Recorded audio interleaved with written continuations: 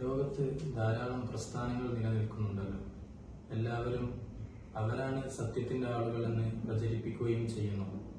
ഇതിനായി ഖുർആൻ, ഹദീസ് തുടങ്ങിയ പ്രമാണങ്ങൾ അവർ ഉദ്ധരിക്കുകയും ചെയ്യുന്നുണ്ട്. ഈ ഒരു സാഹചര്യത്തിൽ സത്യമാർഗം നമുക്ക് എങ്ങനെയാണ് മനസ്സിലാക്കാൻ കഴിയുക? ഹബീബായ നബി സല്ലല്ലാഹു അലൈഹി വസല്ലം തങ്ങൾ വളരെ നേരത്തെ തന്നെ മുന്നറിയിപ്പ് നൽകിയിട്ടുണ്ട്. ഇത്തരം ആളുകൾ ലോകത്ത് വരും എന്നതിനെ സംബന്ധിച്ചുള്ള മുന്നറിയിപ്പുകൾ നൽകിയിട്ടുണ്ട്.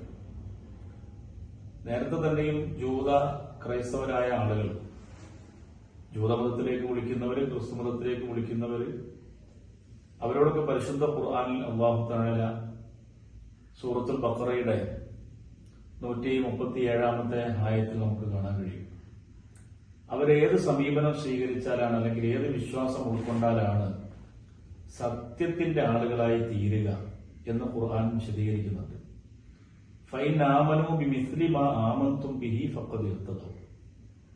ഖുർആൻ അല്ലാഹു പറയാണ്, നിങ്ങൾ വിശ്വസിച്ചത് പ്രകാരം, സ്വഹാബത്തുൽ കിറാം സത്യവിശ്വാസികൾ അവർ വിശ്വസിച്ചത് പ്രകാരം ക്രൈസ്തവരായ ആളുകൾ വിശ്വസിക്കുകയാണെങ്കിൽ, അതായത് മുൻകാലത്തെ പ്രവാചകന്മാര് ആ പ്രവാചകന്മാരെ വേർതിരിക്കാതെ അള്ളാഹു നിയോഗിച്ച എല്ലാ പ്രവാചകന്മാരെയും അംഗീകരിക്കണം. ആ എല്ലാ പ്രവാചകന്മാരെയും അംഗീകരിച്ച് വിശ്വസിച്ച് ഉൾക്കൊണ്ടുകൊണ്ട് അവർ നിങ്ങൾ വിശ്വസിച്ച അതേപോലെ അവസാനത്തെ പ്രവാചകനായ മുഹമ്മദ് നബി സല്ലല്ലാഹു അലൈഹി വസല്ലം തങ്ങൾ ആ നബിതങ്ങളെയും നബിതങ്ങൾ കൊണ്ടുവന്നതും വിശ്വസിക്കണം. അപ്പൊ ഒരു മാതൃക, ഒരു മോഡൽ അല്ലാഹു തആല പറയാം, നിങ്ങൾ വിശ്വസിച്ചതുപോലെ അവർ വിശ്വസിക്കുകയാണെങ്കിൽ ഫഖദ് ഇഹ്തദൗ, അവർ സന്മാർഗികളായി മാറി. വഇൻ തവല്ലൗ, ഇനി അവർ ഈ വിശ്വാസത്തിൽ നിന്ന്, നിങ്ങൾ വിശ്വസിച്ച ഉൾക്കൊണ്ട വിശ്വാസത്തിൽ നിന്ന് പിന്തിരിഞ്ഞു പോവുകയാണെങ്കിൽ ഫഇന്നമാ ഹും ഫീ ശിഖാഖ്, അവർ വേറൊരു ചേരിക്കാരാണ്. ഫസയക്ഫീകഹുമുല്ലാഹ്, അല്ലാഹു തആല പരിശുദ്ധ ഖുർആനിൽ വിശദീകരിക്കുന്ന കാര്യമാണത്. അപ്പൊ നമുക്ക് എത്ര പാർട്ടികൾ, എത്ര കക്ഷികൾ, ആരെല്ലാം ഏതെല്ലാം ആശയങ്ങളുമായി രംഗത്ത് വന്നാലും നമ്മളെ സംബന്ധിച്ചിടത്തോളം, അതൊരു സത്യവിശ്വാസിയെ സംബന്ധിച്ചിടത്തോളം ഒരു സത്യമാർഗം അത് അറിയാതായി പോകുന്ന ഒരവസ്ഥ ഇല്ലാതിരിക്കുക എന്നതിന് ഏറ്റവും പ്രധാനപ്പെട്ട രീതിയാണ് സ്വഹാബത്തിന്റെ മുൻഗാമികളുടെ മാർഗങ്ങൾ സ്വീകരിക്കുക എന്ന് പറയുന്നത്. പരിശുദ്ധ ഖുർആനില് സൂറത്തുൽ നിസാഇൽ 115 ആയത്ത്, വമൻ യുശാഖിഖിർ റസൂല മിൻ ബഅദി മാ തബയ്യന ലഹുൽ ഹുദാ, സന്മാർഗം ഇന്നതാണ് എന്ന് വ്യക്തമായതിനു ശേഷം നബി സല്ലല്ലാഹു അലൈഹി വസല്ലം തങ്ങളുടെ മാർഗം സ്വീകരിക്കാതെ, മുൻഗാമികളുടെ മാർഗം സ്വീകരിക്കാതെ ആരെങ്കിലും വേറെ ഒരു ചേരിയിൽ വേർതിരിഞ്ഞു നിൽക്കുന്നുണ്ടെങ്കിൽ, നബിതങ്ങളോട് എതിർ കാണിച്ചുകൊണ്ട് നിൽക്കുന്നുണ്ടെങ്കിൽ, നബിതങ്ങളുടെ ചേരിയിലല്ല, നബിതങ്ങൾ മറ്റൊരു ചേരിയിലാണ്. അതെങ്ങനെയാണ് മറ്റൊരു ചേരിയിൽ അവർ എത്തിപ്പെടുക, മറ്റൊരു പാർട്ടിയായി അവർ മാറുക? അതിന് കൃത്യമായ അടയാളം ഖുർആൻ പറഞ്ഞു, വയത്തബിഉ ഗൈറ സബീലിൽ മുഅ്മിനീൻ, സബീലുൽ മുഅ്മിനീൻ, മുഅ്മിനീങ്ങളുടെ മാർഗം. അതൊരു പ്രധാനപ്പെട്ട വിഷയമാണ്. അപ്പൊ മുഅ്മിനീങ്ങൾ ജീവിച്ചു വന്ന, വിശ്വസിച്ചു വന്ന, ഉൾക്കൊണ്ടുവന്ന, ആചരിച്ചു വന്ന ആ മാർഗത്തെ അല്ലാതെ അതിനെ അവഗണിച്ച് വേറെ ഒരു മാർഗം സ്വീകരിച്ചാൽ, അവലംബിച്ചാൽ, വിശ്വാസ കർമ്മരംഗങ്ങൾ നുവല്ലിഹി മാ തവല്ല, അവൻ ഏറ്റെടുത്തത് അവൻ തന്നെ ഏറ്റെടുക്കണം. അവൻ തിരിഞ്ഞ വഴിക്ക് അവൻ തന്നെ തിരിഞ്ഞു പോകും, അവനെ നമ്മൾ തിരിച്ചുവിടും. വനുസ്ലീ ജഹന്നം, നരകത്തിൽ നമ്മൾ അവനെ പ്രവേശിപ്പിക്കും. വസാഅത്ത് മസീറ, ഖുർആൻ അസന്നിഗ്ധമായി പ്രഖ്യാപിക്കുകയാണ്. അപ്പം ശരിയായ മാർഗം ഉൾക്കൊള്ളാനുള്ള അതിന്റെ ഒരു മാനദണ്ഡം എന്താണ്? എല്ലാവരും ഖുർആൻ ഉദ്ധരിക്കുന്നു എന്ന് പറഞ്ഞല്ലോ, ശരിയാണ്. എല്ലാ പിഴച്ച കക്ഷികളും പഴയകാലത്തും ഖുർആൻ ഉദ്ധരിച്ചുകൊണ്ട് അവരുടെ പിഴച്ച ആശയങ്ങൾ പ്രചരിപ്പിക്കാൻ വേണ്ടി രംഗത്ത് വന്നിട്ടുണ്ട്. ഇപ്പൊ മുഅ്തസിലികൾ അവരെ സംബന്ധിച്ച് ഞങ്ങൾ തൗഹീദിന്റെ ആളുകളാണെന്ന് പറഞ്ഞിട്ടുണ്ട് എന്ന് കിതാബുകളിൽ കാണാം. അവര് അള്ളാഹുവിന്റെ ഖദീമായ സിഫത്തുകൾ നിഷേധിച്ചിട്ടുള്ള ആളുകളാണ്. അങ്ങനെ എത്രയോ കക്ഷികൾ. പക്ഷെ അവർ ഖുർആൻ ഉദ്ധരിക്കുന്നു, അവർ ഖുർആൻ ഉദ്ധരിച്ചുകൊണ്ടാണ് പറയുന്നത്. പക്ഷെ ഖുർആൻ ഉദ്ധരിക്കുന്നു എന്നതുകൊണ്ട് മാത്രം അവരുടെ ആശയം ശരിയല്ല. ഖുർആനിൽ അങ്ങനെ ആയത്തില്ലാത്തത് കൊണ്ടല്ല, അവർ ഉദ്ധരിക്കുന്ന ആയത്ത് ഖുർആനില്ലാത്തതുകൊണ്ടല്ല, പക്ഷെ അവർ പറയുന്ന ആശയം ഖുർആനിക വിരുദ്ധമാണ്. അത് ദുർവ്യാഖ്യാനം എന്നർത്ഥം. ഖുർആൻ ഓതിയിട്ട് ദുർവ്യാഖ്യാനിക്കുകയാണ്. ഈ ദുർവ്യാഖ്യാനമാണ് ഖുർആന് അവർ നൽകുന്നത്. ഖുർആൻ ഓതുന്നു, ഹദീസുകൾ ഉദ്ധരിക്കുന്നു, ദുർവ്യാഖ്യാനിക്കുന്നു. ഇതാണ് ഇവിടെ നടന്നുകൊണ്ടിരിക്കുന്നത് ഇത്തരം പിഴച്ച കക്ഷികൾ. അതുകൊണ്ട് നമുക്ക് സ്വീകരിക്കാനുള്ള മാർഗം എന്ന് പറയുന്നത് സബീലുൽ മുഅ്മിനീൻ, മുഅ്മിനീങ്ങളുടെ സബീൽ, മുൻഗാമികളുടെ മാർഗം. ആ മാർഗം നമ്മൾ സ്വീകരിക്കുക, അവലംബിക്കുക എന്നതാണ്. ഒരു ഹദീസിൽ നബി സല്ലല്ലാഹു അലൈഹി വസല്ലം തങ്ങൾ വളരെ കൃത്യമായി നമ്മളെ പഠിപ്പിച്ചിട്ടുള്ള കാര്യമാണല്ലോ, ഇന്ന ബനി ഇസ്രായേൽ സമൂഹം തഫറഖത്ത് അലാ 72 മില്ല, 72 വിഭാഗമായി അവര് ചിന്ന ഭിന്നമായി വേർതിരിഞ്ഞു എന്ന് നബി തങ്ങൾ പറയാണ്. തഫ്തരിഖു ഉമ്മത്തി അലാ 73 മില്ല, എന്റെ ഉമ്മത്ത് 73 വിഭാഗമായി. എന്റെ ഉമ്മത്തിൽപ്പെട്ടവർ വിവിധ ആശയങ്ങൾ, വിശ്വാസങ്ങൾ, വിവിധ രീതികൾ, സംസ്കാരങ്ങൾ, കർമ്മങ്ങൾ ഇങ്ങനെയൊക്കെയായി അവർ വരും. കുല്ലുഹും ഫിന്നാർ, എല്ലാവരും നരകത്തിലാണ്. ഇല്ലാ മില്ലത്തൻ വാഹിദ, ഒരു മില്ലത്തൊഴികെ, ഒരു സമൂഹം ഒഴികെ. അപ്പൊ സ്വഹാബത്ത് ഖാലു വമൻ ഹിയ യാ റസൂലല്ലാഹ്, ആരാണവർ എന്ന് ചോദിച്ചു. നബി തങ്ങളുടെ മറുപടി എന്താണ്? ഖാല മാ അന അലൈഹി വസ്ഹാബി, ഞാനും എന്റെ സ്വഹാബിമാരും നിലക്കൊണ്ട വഴി. ആ വഴിയാണ് മുസ്ലിം ഉമ്മത്ത് സ്വീകരിക്കുകയും അംഗീകരിക്കുകയും ചെയ്യേണ്ടത്. മുസ്ലിം ഉമ്മത്ത് സ്വീകരിക്കേണ്ട വഴി അതാണ്. ഞാനും എന്റെ അനുചരന്മാരും സ്വീകരിച്ച വഴി. അതങ്ങനെ നമുക്ക് കിട്ടുക? അത് മുൻഗാമികളോട് എല്ലാം നമുക്ക് കിട്ടില്ലല്ലോ. അപ്പൊ അതാണ് പരിശുദ്ധ ദീനിന്റെ ശരിയായ മാർഗം സ്വീകരിക്കുന്നതിന് മുസ്ലിം ലോകത്തിന് അവലംബിക്കാൻ പറ്റിയ ഏറ്റവും പ്രധാനപ്പെട്ട, അതായത് ഖുർആന്റെ വ്യാഖ്യാനം, ഹദീസുകളുടെ വ്യാഖ്യാനം, അതനുസരിച്ച് മുൻഗാമികൾ ജീവിച്ചത് എങ്ങനെ എന്ന് പഠിക്കാനും മനസ്സിലാക്കാനും ഉൾക്കൊള്ളാനുമുള്ള മാർഗം, സത്യവഴി സ്വീകരിക്കാനുള്ള മുൻഗാമികൾ സ്വീകരിക്കണം. അപ്പോ പാരമ്പര്യം സ്വീകരിക്കുക എന്നതാണല്ലേ ഇസ്ലാമിന്റെ ശരിയായ മാർഗത്തിൽ? യഥാർത്ഥത്തിൽ അതാണ് ശരിയായ മാർഗം എന്ന് പറയുന്നത്. പാരമ്പര്യം സ്വീകരിക്കുകയാണ്. പാരമ്പര്യം സ്വീകരിക്കുക എന്നതാണ്. പാരമ്പര്യ വഴി സ്വീകരിക്കുന്ന സമയത്ത് അവിടെ ദുർവ്യാഖ്യാനങ്ങൾ കടന്നു വരുന്നില്ല. കാരണം ഖുർആൻ അതിന്റെ ഓരോ പ്രതിയും നബി സല്ലല്ലാഹു അലൈഹി വസല്ലം തങ്ങൾ ഓരോ പതിപ്പും ഇങ്ങനെ ഓരോരുത്തർക്ക് കൊടുത്തിട്ട് പോയതല്ലല്ലോ. സ്വഹാബിമാര് കച്ചവടക്കാരുണ്ട്, അതുപോലെ തന്നെ കൃഷിക്കാരുണ്ട്, ജോലിക്കാരുണ്ട്. എന്നാൽ അവർ ഖുർആനെയും ഇസ്ലാമിനെയും നന്നായി പഠിച്ചിട്ടുള്ള ലോകത്തെ ഏറ്റവും മുൻപന്തിയിലുള്ള ആളുകളാണ്. അവർ മാതൃകായോഗ്യരായ ആളുകളാണ്.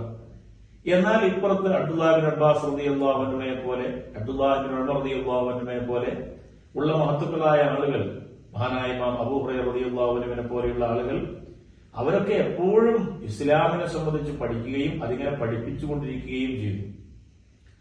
അത് അവർ ജീവിതത്തിൽ പകർത്തി കാണിച്ചു കൊടുത്തു. ഈ മാതൃകയാണ് ലോകം മുഴുവൻ അവലംബിക്കുന്നത്. താബിഈങ്ങൾ അവലംബിക്കുന്നത് സ്വഹാബത്തിന്, താബിഈങ്ങളെ താബിഈങ്ങൾ അവലംബിക്കുന്നു. ഇങ്ങനെ ഈ രീതിയാണ് ഇസ്ലാമിക ലോകത്ത് ഇസ്ലാമിക പ്രമാണങ്ങളെ ശരിയായ രൂപത്തിൽ ഉൾക്കൊള്ളാനുള്ള വഴി എന്ന് പറയുന്നത്. മുൻഗാമികളായ ആളുകൾ മാർഗത്തിൽ നിന്ന് പുത്തൻവാദികൾ വ്യതിചലിച്ചു എന്നതിന്റെ ഒരു വ്യക്തമായ ഉദാഹരണം പറഞ്ഞാൽ നന്നായിരുന്നു. വ്യക്തമായ ഉദാഹരണങ്ങൾ ഒരുപാടുണ്ട്. വളരെയധികം വ്യക്തതയുള്ള ഒരുപാട് ഉദാഹരണങ്ങളുണ്ട്. അവർ വ്യതിചലിച്ചു പോയി എന്നുള്ളത് വളരെ എളുപ്പത്തിൽ മനസ്സിലാക്കാൻ പറ്റുന്ന ഒരു കാര്യം പറയാം. നമ്മൾ വെള്ളിയാഴ്ച ജുമുഅക്ക് എല്ലാവരും ഒരുങ്ങി അവർ വളരെ ആവേശപൂർവ്വം ഒരു അമൽ ഈ ദിവസത്തിൽ നിർവഹിക്കുന്നതിന് വേണ്ടി അവർ പുറപ്പെടുകയല്ലേ. അവർ പള്ളിയിൽ ഒരുമിച്ച് കൂടുകയാണ്. ജോലി ഒഴിവാക്കുന്നവരുണ്ട്, അതുപോലെ തന്നെ പല തിരക്കുകൾ മാറ്റിവെക്കുന്നവരുണ്ട്. എന്നാലും അവര് ഈ ഇബാദത്തിന് വേണ്ടി അവർ തയ്യാറെടുത്ത് ഒരുങ്ങി അവർ അതിനുവേണ്ടി പുറപ്പെടുകയാണ്, അവർ പങ്കെടുക്കുകയാണ്. ആ ഇബാദത്ത് എങ്ങനെയാണ് മുസ്ലിം ലോകം നിർവഹിച്ചത്? 2 ഖുതുബ ആദ്യം നടക്കുന്നു. നബി സല്ലല്ലാഹു അലൈഹി വസല്ലം തങ്ങൾ അറബിയിലാണ് ഖുതുബ ഓതിയത് എന്നതിൽ യാതൊരു തർക്കമില്ല. വേറൊരു ഭാഷയിൽ ഖുതുബ ഓതിയിട്ടില്ല. സ്വഹാബിമാര് വേറൊരു ഭാഷയിൽ ഖുതുബ ഓതിയിട്ടില്ല.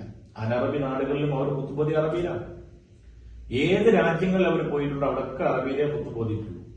അതുപോലെ താബിഈങ്ങൾ, താബിഈങ്ങൾ, മുൻഗാമികളായ ആളുകൾ മുഴുവനും അറബിയിലേ ഖുതുബ ഓതിയിട്ടുള്ളൂ. ഇവിടെ നമ്മൾ പല സ്ഥലങ്ങളിലും മലയാളത്തിൽ ഈ വെള്ളിയാഴ്ച പ്രസംഗിക്കുന്നത് കേൾക്കുന്നു. ജുമുഅക്ക് ഖുതുബ എന്ന പേരിൽ പ്രസംഗം നടത്തുന്നു. എന്ത് മാതൃകയാണ് ലോകത്തിന് ചൂണ്ടിക്കാണിക്കാൻ കഴിയുക? ഇത് നമ്മളൊരു അവകാശവാദമായിട്ട് വെറുതെ പറയല്ല. ഇവിടെ കെ എം മൗലവി അദ്ദേഹത്തിന്റെ പ്രധാനപ്പെട്ട ഒരുപാട് ലേഖനങ്ങൾ, ആ ലേഖനങ്ങൾ നമുക്ക് കാണാൻ കഴിയും.